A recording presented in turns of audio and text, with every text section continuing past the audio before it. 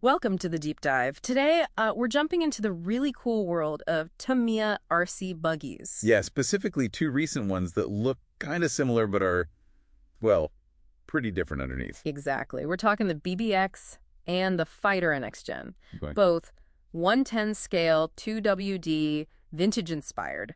Our mission today is to figure out how these are basically two distinct answers to the same question. What is a modern, vintage-inspired buggy? Right. So, let's get into it. It's really like a tale of two philosophies, you could say. Yeah. One's this premium scale-focused kit for someone who's maybe been in the hobby a while. Okay. And the other, super accessible, more performance-driven, great for beginners or even spec racing. Gotcha. Okay, so they both have that classic look, right? That U.S. single-seater buggy style, the pipe frame, multi-panel body. Totally. They definitely share that visual DNA. People even call the NX Gen the baby BBX sometimes. Ah, yeah, heard that. But, and this is the key thing, under the skin, the engineering, the whole point of them, totally different. Leads to really different experiences for you, the hobbyist. All right, let's break that down. Starting with the Tamiya BBX. That's the BB01 chassis, right? Yeah, BB is a one. And this one's aimed at the, let's say, seasoned enthusiast. Someone who really digs scale realism. Exactly. And for the BBX, the build itself is like a major part of the appeal. It's designed to be rewarding. So what makes the build premium? Well, you've got this high-rigidity, glass-filled polyamide chassis. It's noticeably stiffer, gives it a real precision feel, plus hex hardware throughout, a full set of ball bearings, which is huge for smoothness and universal drive shafts. Oh, nice. Standard. Standard. And proper aluminum aeration oil dampers, too, not just basic plastic ones. These let you fine-tune the suspension way more precisely. Okay, and the body. Is it that classic Tamiya experience of cutting and masking? Oh, yeah. Clear polycarbonate, you got to cut it, mask it, paint it. It's part of that traditional kit building satisfaction. Right. What else is unique about the BBX? The rear suspension is pretty special. It's a trailing arm setup inspired by full-size UTVs. Gives it this really cool, realistic articulation. Looks amazing going over bumps. Huh. Sounds neat. Any downsides?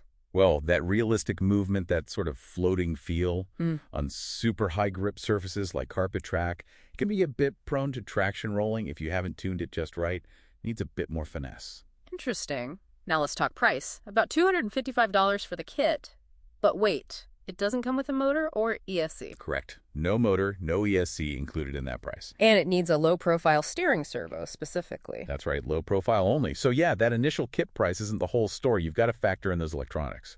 Okay, so the value isn't just the price tag here. Not at all. The Yeah. value is in that superior foundation, the quality of the parts you get in the box. It's a high-fidelity model, satisfying to build, satisfying to look at, and fun to drive in its own way. You're paying for that premium base. Right, understood. Okay, let's pivot. The Tamiya Fighter NX Gen, DT04 chassis this time. Yep, DT04.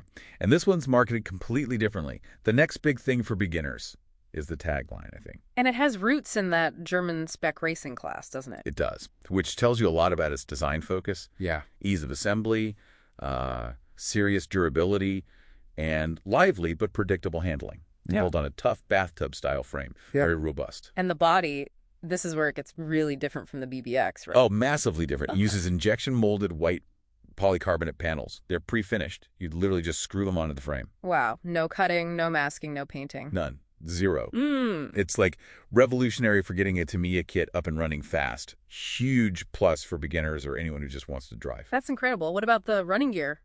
Suspension. It's more conventional here. Robust rear double wishbone setup. Very predictable handling, easy to tune, great for learning or racing. It comes with plastic CVA oil dampers, decent, reliable friction dampers, and a sealed gear diff. Okay. Classic bushings, yeah. Ball bearings are usually the first upgrade people do on these DT chassis, but the plastic ones get you going right out of the box. And the price is much lower, around $154. And it includes the motor and ESC. Yes, that's a huge deal. It comes with a Tamiya torque tune motor and a Hobbywing ESC that significantly drops the actual cost to get it running. And uses a standard size servo, which is generally cheaper and easier to find. Exactly. Its whole thing is accessibility.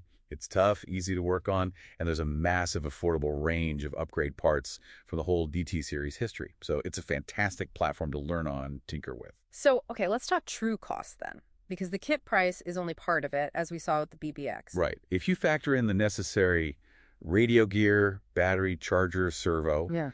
and for the BBX, the motor and ESC, You're looking at very different numbers. The BBX, estimated total cost to run, maybe around $615, give or take. Yeah, that sounds about right depending on your specific choices.